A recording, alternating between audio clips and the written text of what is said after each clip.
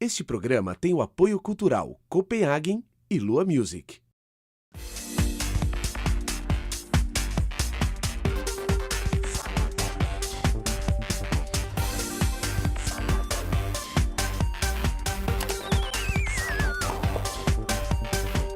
Olá, estamos começando o Salada Net. O tema de hoje é a doença da mulher moderna, endometriose. E para falar sobre o assunto, eu convido aqui a doutora Rosa Maria Neme. Tudo bom, doutora? Tudo bem, Laura. Obrigada pelo convite. Imagina, é um prazer, tem muita coisa para esclarecer, né? Então eu queria começar perguntando para você, que é ginecologista e obstetra, como é que começou esse seu interesse pela endometriose? A endometriose, ela é uma doença enigmática, né? Então, hoje nós não sabemos quase nada. A gente que é especialista em endometriose, nós não sabemos muito pouco sobre a doença. Ainda é um mistério? Ainda é um mistério, a causa da doença ainda é um mistério. Nós sabemos que a endometriose ela tem um caráter, um componente provavelmente genético e, consequentemente, por não saber a causa da doença, a gente também tem uma dificuldade em curar a doença. Então, eu acabei me interessando por esse assunto porque hoje a endometriose, se nós pegarmos todas as doenças ginecológicas, é a doença mais investigada no mundo, justamente para tentar esclarecer esses aspectos com relação a ela, e foi isso que acabou me levando a pesquisar e a me aprofundar um pouco mais sobre isso. Mas quando você, antes de trabalhar com endometriose, você fazia consultas como ginecologista e obstetra? Eu faço ainda, né? Mas assim, o meu foco principal é a endometriose. Então, mas antes de começar a trabalhar com a endometriose, você recebia em consultório muitos casos? Recebia já muitos casos, e casos onde a mulher não sabia que tinha endometriose. Então, uma coisa que nós observamos bastante é que hoje a incidência da endometriose ela é muito grande. Se nós pegarmos todas as mulheres que têm hoje, que menstruam em idade reprodutiva, cerca de 15% pelo menos tem endometriose. No Brasil isso? Isso no mundo. No mundo. Isso é uma estatística mundial. Se nós focarmos exatamente no Brasil, esse número chega a 7 ou 8 milhões de brasileiras que têm endometriose. Então, mas essas pessoas que chegavam no seu consultório sem saber muitas vezes que tinham endometriose, elas se queixavam de quê? Então, o sintoma principal da endometriose é a cólica menstrual. Então, a cólica ela pode ser em graus variados. Ela pode ser desde uma cólica pequena, que começa no primeiro dia da menstruação e já passa, pode ser uma cólica que nem necessite de medicação, até aquelas cólicas menstruais graves, que são aquelas incapacitantes que acabam levando a mulher ao pronto-socorro para tomar medicação endovenosa. Sempre que existe a cólica, existe algum mal maior, alguma doença associada? Então, nem sempre. Das meninas que têm cólica menstrual, esse estudo mostra que pelo menos 50% delas já têm endometriose na adolescência. Então, se nós pensarmos que é um sintoma muito comum, muito frequente, e a quantidade de mulheres que vão ter endometriose ao longo da vida é uma doença que acaba tendo um interesse muito grande. Fora isso, fora a cólica menstrual, tem outros sintomas que podem estar associados também. Então, a mulher ela pode ter dor fora também do período menstrual, ela pode ter dor na hora da relação sexual, na profundidade, no fundo da vagina. Ela pode ter infertilidade, ela pode ter uma dificuldade para engravidar, ela pode ter alterações intestinais na época da menstruação, então aquelas mulheres que o intestino solta mais ou prende mais na época da menstruação. São alguns dos sintomas que fazem o médico pensar em endometriose. Certo, mas um exame comum, por exemplo, eu vou ao ginecologista, não tenho nenhuma queixa, mas ela me passa os exames de praxe que eu tenho que fazer. Com esses exames dá para detectar? Então, a primeira suspeita é através dos sintomas. Não seria, por exemplo, se eu não tenho sintoma, então, eu faço exame corriqueiro, Papa Nicolau, ultrassom, não sei o que, não vai acusar se eu não pedir uma direção. Então, a grande questão é que nem sempre a endometriose, a mulher que tem endometriose tem sintomas. Então, tem algumas mulheres que elas nunca tiveram uma cólica menstrual na vida, não tem um sintoma. E elas só vão descobrir que tem endometriose na hora que elas vão tentar engravidar e elas têm uma dificuldade, por exemplo, para engravidar. Então, o grande problema da endometriose... Aí vai atrás das causas. Exato. E acaba descobrindo isso. Exato. Então, assim, o grande problema da endometriose não é só a quantidade de sintomas que ela tem, a dificuldade que a gente tem em diagnosticar, o problema de nós estarmos lidando com uma doença que nós não sabemos quase nada sobre ela, ou porque ela aparece, como se cura, mas também porque a gente tem essa coisa da quantidade de sintoma. Tem mulheres que têm endometrioses avançadíssimas e não tem nenhum sintoma, e tem mulheres que têm endometriose muito pequenas, focos pequenos, e tem muitos sintomas. Os sintomas acabam fazendo com que a gente tenha um diagnóstico mais precoce, porque quanto mais sintomas essa mulher tem, mais rápido ela procura o médico. E aí o que acontece? A primeira coisa que o ginecologista tem que estar muito atento é a fazer um bom exame ginecológico. Então, o toque vaginal, às vezes, ele fornece indícios muito importantes para justamente a gente partir para um terceiro passo, que é pedir um exame específico para endometriose. Então, um exame de imagem, seja um ultrassom, seja uma ressonância magnética, algum exame que vá mostrar que realmente tem a doença e a partir daí se diferenciar se essa mulher vai para um tratamento clínico, com remédio, com medicamentos hormonais, ou se essa mulher realmente precisa de um tratamento cirúrgico para resolver a endometriose. Você falou que às vezes a pessoa não tem os sintomas e ela vai descobrir porque ela tenta engravidar e não consegue, aí leva a isso. E se essa mulher que não tem sintomas não tenta engravidar, quer dizer, ela pode ter já há bastante tempo e não descobrir. Como é que, para onde vai isso, né? Se ela passa muitos anos tendo a doença é progressiva, vai acelerando, como então, é que é? É uma doença progressiva, então é uma doença que o que faz a endometriose crescer é o estrógeno, que é o hormônio que o ovário produz durante a vida reprodutiva da mulher. Não é a causa, quer dizer, não é a causa. Pelo menos descoberto até agora. Exato, então assim, é o que alimenta a endometriose, é como se fosse o fermento da endometriose.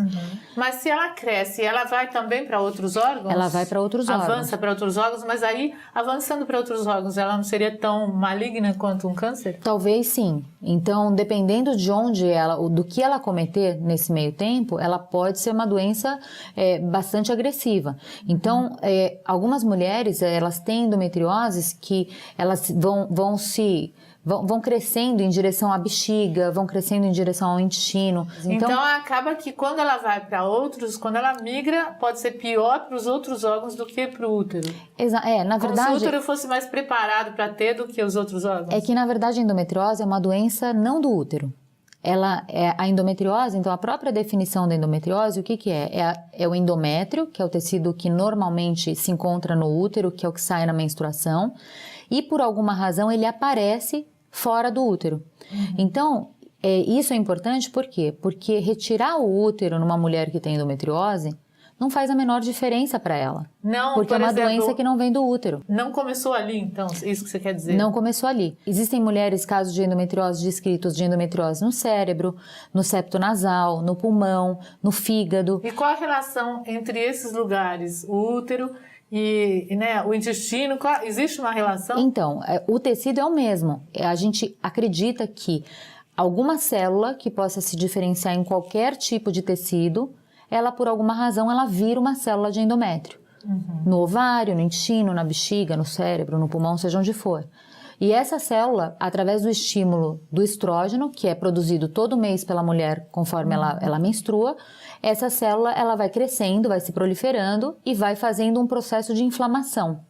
Então, a endometriose, ela é um processo inflamatório severo, é um processo inflamatório grave, por isso os sintomas principais têm relação com dor, por causa dessa inflamação. Agora, cortar o estrógeno não dá, né?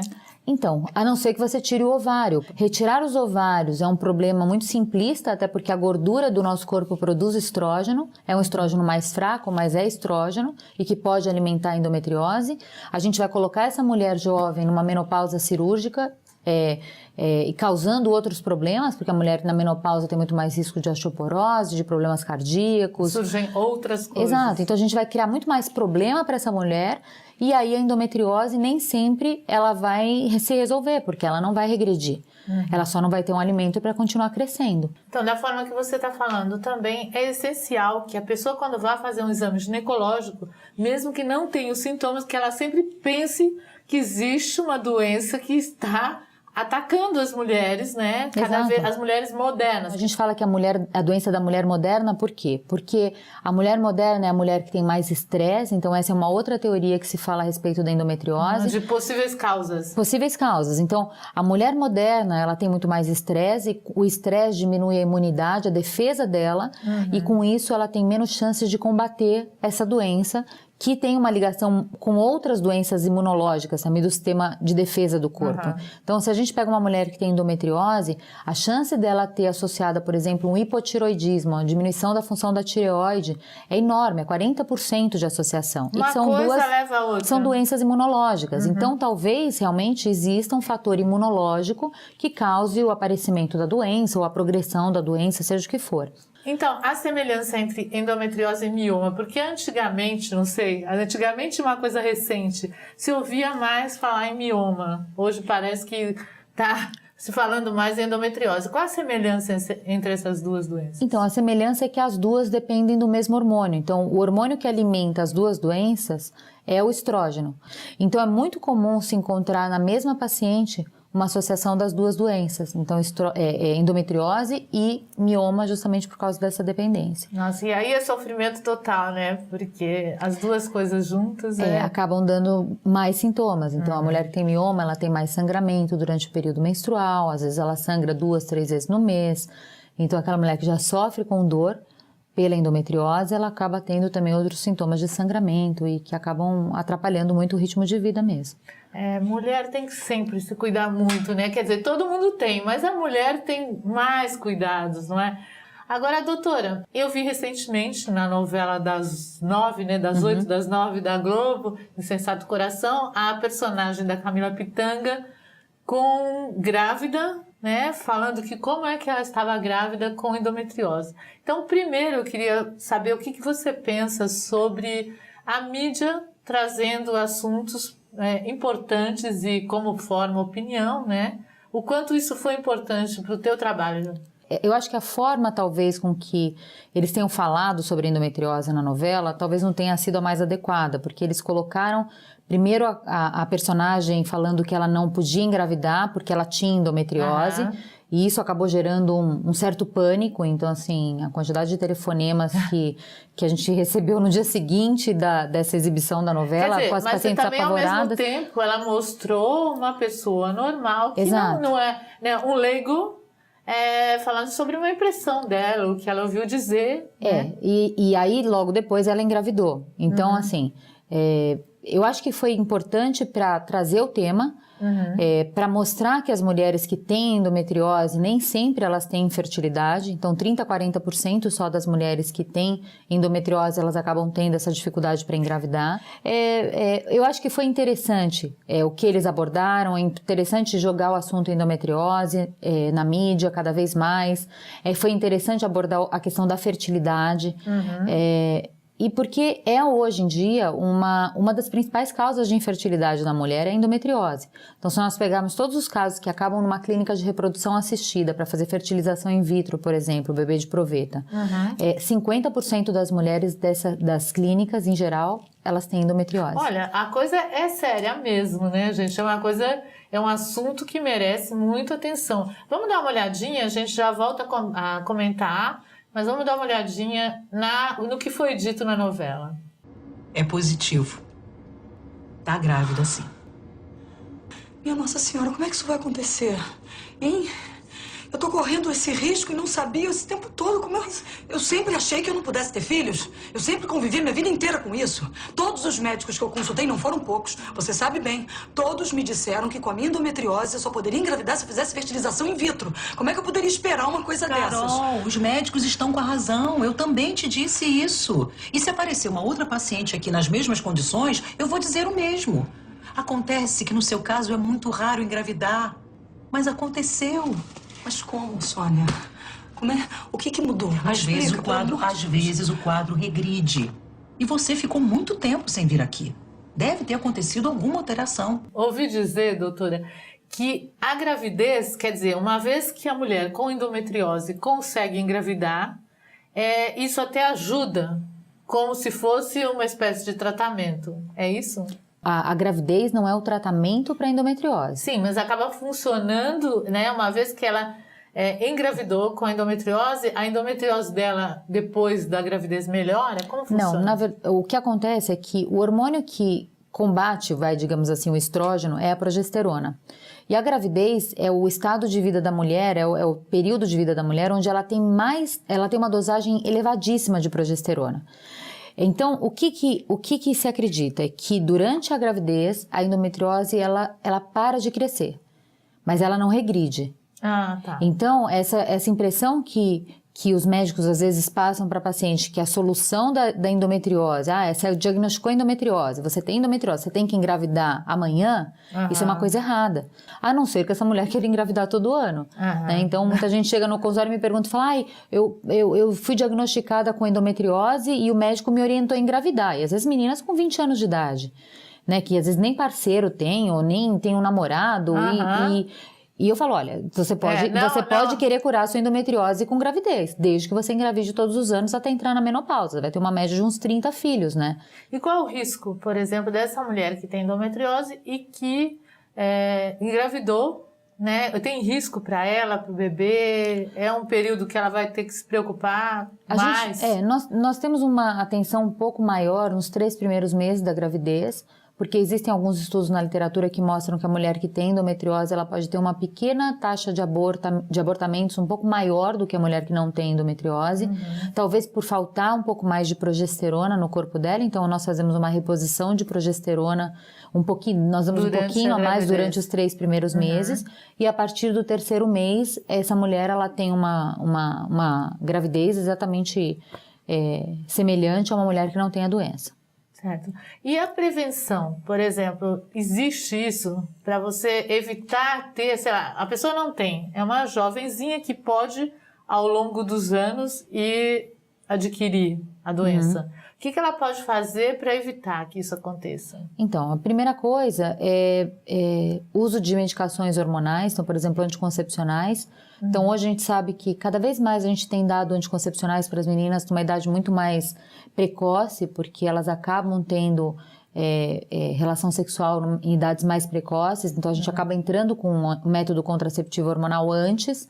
Então, isso é uma coisa que pode ser uma coisa preventiva ao longo da vida dela. Então é bom. É bom. É bom tomar anticoncepcional nesse como caso, prevenção. sim. Como prevenção, sim. A outra forma é o exercício físico.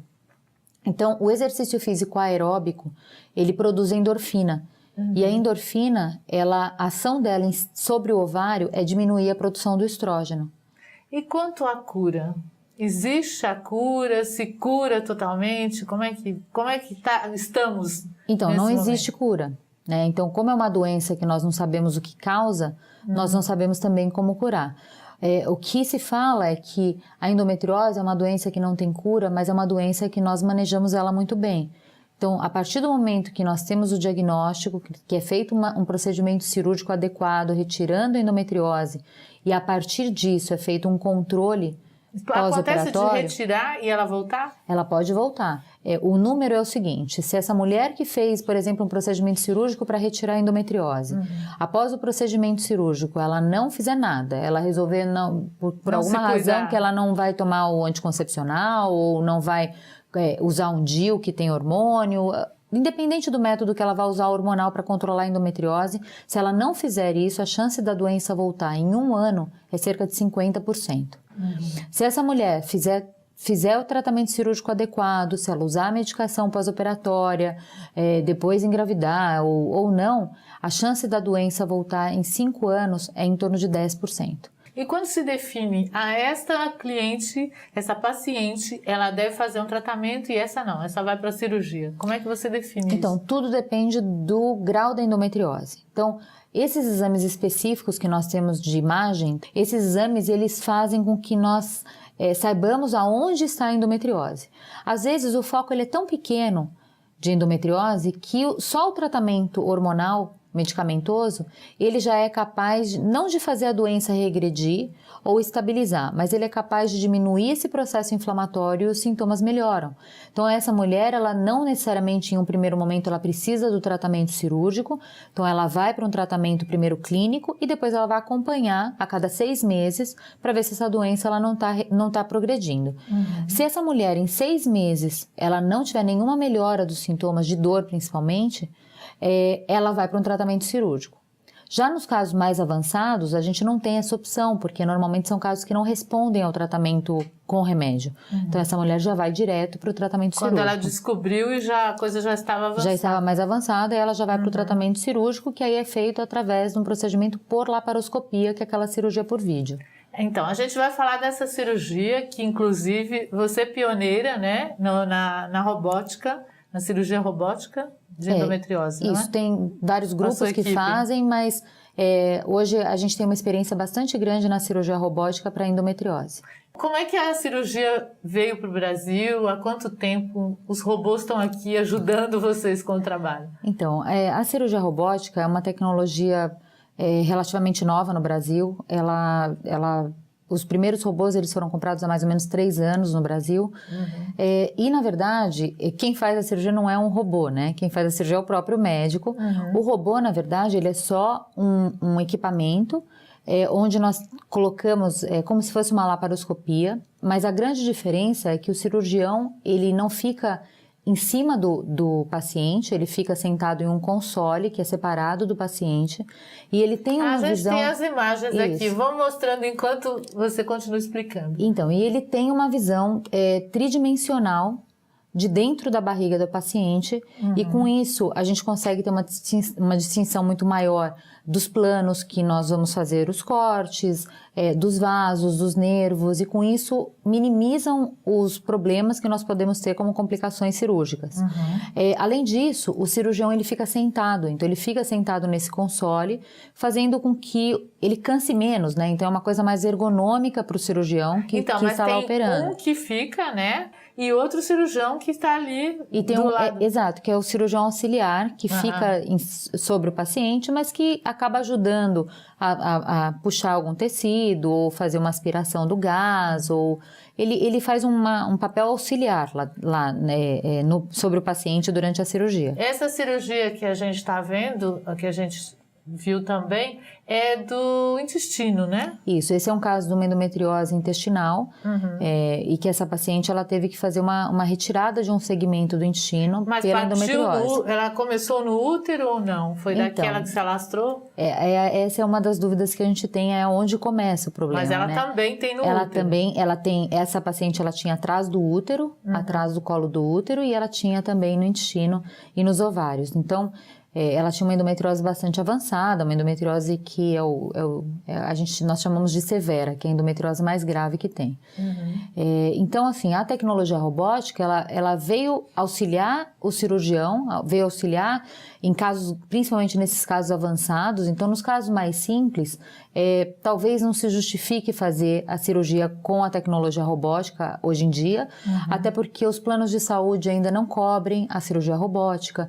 Então, o ideal é que a gente chegue a ter muito mais. Quantos robôs existem aqui hoje? Hoje, 4 robôs no Brasil. Estão todos no hospital, no Einstein? No Einstein nós temos 1, no Sírio-Libanês também nós temos 2 robôs, nós temos no Oswaldo Cruz, e tudo começou nos Estados Unidos, então os Estados Unidos hoje eles têm mais de 600 robôs espalhados pelo país, existem centros lá que tem cerca de 30, 40 robôs cada centro, né? Então, eles têm uma experiência muito grande, não só para a realização de cirurgias para ovário, para endometriose, mas eles têm também muita experiência, principalmente em cirurgias de retirada de útero, de esterectomias. E o Brasil se encontra em que patamar, assim, comparando a outros lugares do mundo? O Brasil vai muito bem. Acho que pro que a gente tem hoje disponível, a gente tá tendo bastante casos. Então, os casos maiores no mundo não são concentrados em ginecologia. Então, a cirurgia robótica ela começou principalmente na urologia, nos casos de câncer de próstata, onde a cirurgia robótica ela veio com uma força muito grande. E aí passou para a parte da cirurgia geral, então Hoje, se operar uma vesícula, retirar uma vesícula com robótica... A tendência é que seja tudo robotizado. Exato, é isso? Porque a robótica ela fornece vantagens muito boas para o cirurgião, muito grandes, e para o paciente também. Porque uma cirurgia que sangra menos, que tem uma definição melhor de planos, tudo isso, é uma cirurgia que o pós-operatório ele é muito melhor. Bem, né? Que os planos de saúde entendam as vantagens que a gente tem em relação a uma laparoscopia convencional, em relação a tempo cirúrgico, em relação a tempo de internação, em relação à recuperação. Economiza em tempo de internação, economiza em medicamentos analgésicos. Então, a gente tem algumas vantagens e que não são abordadas, né? Quantos braços tem o robô? O robô ele tem 4 braços que podem ser utilizados simultaneamente. E esses 4 braços, o que é uma grande vantagem, porque numa laparoscopia convencional, o cirurgião ele só tem 2 braços, então ele só consegue manejar 2 pinças. Com o robô, um cirurgião só, ele tem a capacidade de comandar essas 4 pinças. Sim. Por esses comandos que são controlados também pelo pé. Então, é mais uma vantagem, porque o braço do robô ele é estável. Então, a visão que a gente tem ela é mais estável, ela treme menos. A pinça que a gente está cortando, que nós estamos pressionando algum tecido, ela tem um movimento mais delicado, então um movimento muito mais preciso, e com isso também é uma coisa que também é interessante. A grande desvantagem do robô é que a gente perde a sensibilidade tátil. A gente, pela laparoscopia convencional, a gente pega no tecido e sente o tecido. Com uma laparoscopia, com uma cirurgia robótica, a gente não sente o tecido. A tendência é essa mesmo, né? Tecnologia cada vez mais levando a gente para frente. É verdade. E acho muito interessante esse teu trabalho. E você tem um centro de endometriose, né? Isso, eu tenho um centro especializado no tratamento global da endometriose. Então, justamente por ser uma doença multidisciplinar, então uma doença que pode envolver o cirurgião geral, quando a doença acomete o intestino, pode envolver um urologista, quando envolve a parte urinária, a bexiga, o rim, o ureter. É uma doença que tem muita ligação com o fator estresse, então o acompanhamento psicológico dessa mulher ele é super importante. Sempre essa equipe tem todos esses profissionais. Exato, ter todos esses profissionais que trabalham em conjunto. Essa abordagem multidisciplinar ela é importante, porque quando a gente se propõe a fazer um procedimento cirúrgico nessa mulher, a gente tem que resolver o problema dela, né? Então, a dificuldade que a gente tem é justamente, o que eu recebo muito são casos justamente que são submetidos a procedimentos cirúrgicos, mas que são maltratados. Olha, doutora, parabéns pelo seu trabalho. Obrigada, viu? É muito agradeço. importante, né, trazer para quem está do outro lado, ficar atento, fazer sempre seus exames, né? Procurar saber o que acontece com você, porque a gente tem que tomar conta, né, da gente, porque uma hora você vai saber o que está acontecendo e a coisa já pode estar mais grave. Então é muito importante. Muito Agora obrigada. a gente tem um presente da Copenhagen para você, copenhagen.com.br. Muitas delícias como essa. Obrigada. Essa é para você. Se você gostou desse programa e quer saber muito mais, entre agora em saladanet.com e você pode ver na íntegra, quer dizer, muito mais coisa do que você já ouviu agora. Muito obrigada, doutora, agradeço, é um prazer. Espero que você apareça sempre, Obrigada. trazendo coisas interessantes para mim e para todo mundo que está nos vendo. Eu que tá? agradeço, obrigada. Beijão para você. Este programa tem o apoio cultural Copenhagen e Lua Music.